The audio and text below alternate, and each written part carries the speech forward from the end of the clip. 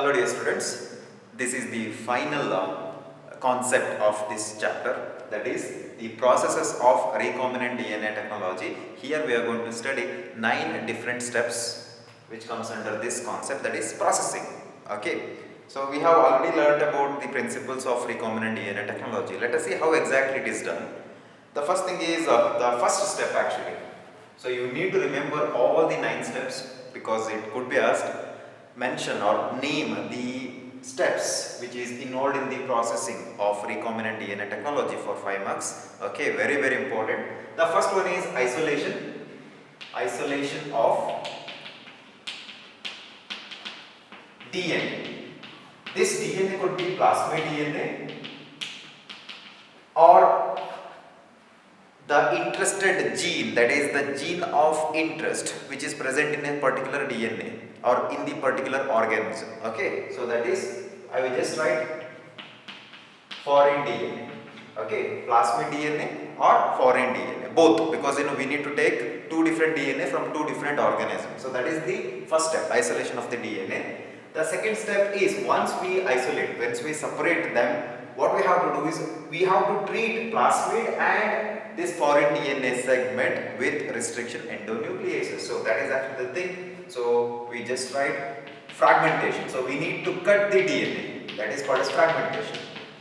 Fragmentation of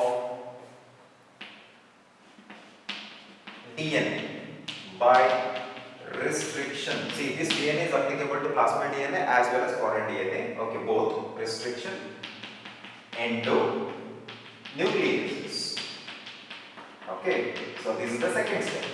Once after treating with the restriction endonucleases, what we are going to get is we get the fragments. One is vector fragment, the other one is foreign DNA fragment. So that is the thing. The next thing is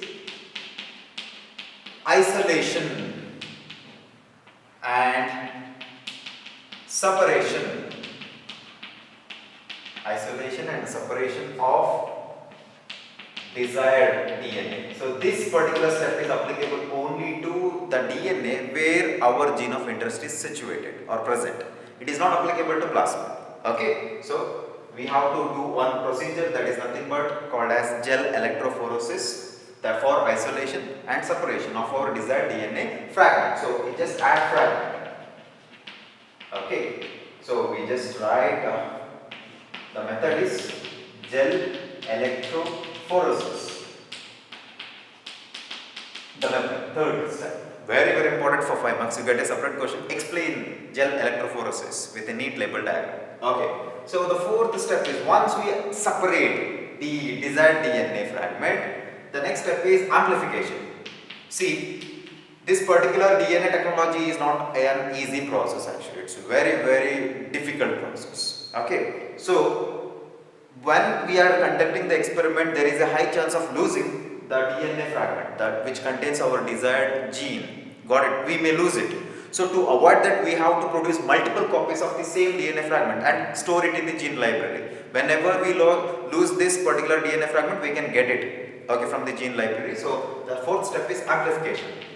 Amplification of DNA fragment. And the method used is the very famous method called as polymerase chain reaction, PCR.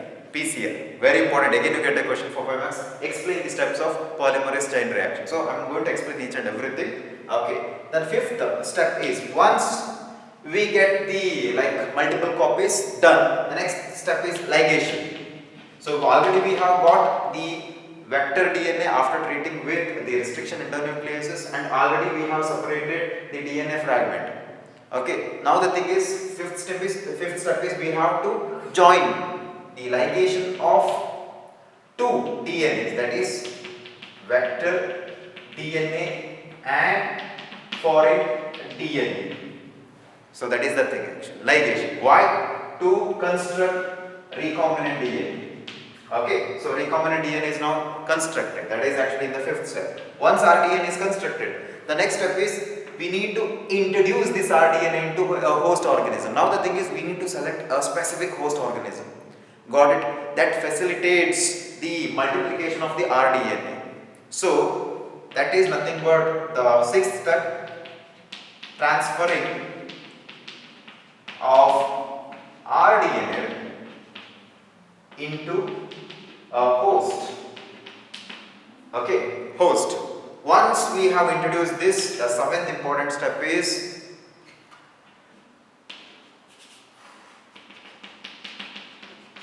extraction of desired product. Okay, so what's going to happen is once we introduce this rDNA into a host, okay, we facilitates the multiplication of the host organism. Along with that, rDNA also multiplies. At the same time, it starts releasing the desired product, that is nothing but desired protein from the foreign DNA fragment, which is now ligated to the vector DNA, correct? Okay, so that is nothing but the seventh step, extraction of the desired product. We need to separate that protein from this host organism. Okay, that is also a very difficult process. Again, the eighth step is called as the downstream processing. Downstream process, again important for 3 marks. We get a question, explain downstream processing. Okay, write it. Downstream processing is actually our eighth step. It is nothing but it's purification of the protein. Okay, so that is actually contains around 3 to 4 steps. I'll explain it later. Downstream processing. Last one is marketing. Very important. Marketing of the desired protein or product. So once you extract the product from the host organism, what you have to do is market it. That means actually sale that particular product. Everything is done for human welfare, at the same time money also. So this is the thing actually. So 9 steps you need to remember. Very simple, very easy actually. Got it? If you understand the concept very well, it's very easy. No need to learn. Okay, simple. You can imagine and write. Okay, this is the next step. This is the next step, like that. Okay, processes of I forgot. rDNA technology. Got it? Now I am going to explain these steps one by one. First is isolation of DNA from plasmid, or it could be from the DNA of a specific organism where gene of interest is present.